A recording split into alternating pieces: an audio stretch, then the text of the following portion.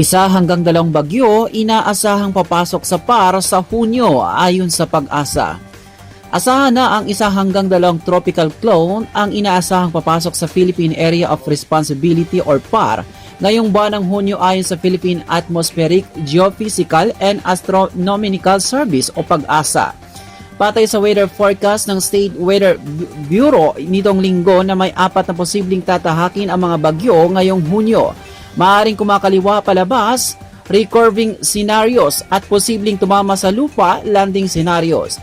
Paliwanag ng Weather Bureau, kahit hindi tumama ang bagyo sa Pilipinas, posibleng mapalakas nito ang habagat na magdudulot ng malakas na pag-ulan sa bansa.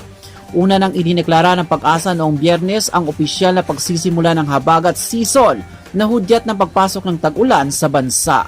Sa kaso naman ng landfalling scenarios, posibleng tumama ang bagyo sa silangan bahagi ng Southern Luzon o Eastern Visayas at lilipat papuntang West Philippine Sea bago magtungo sa Vietnam at Hong Kong.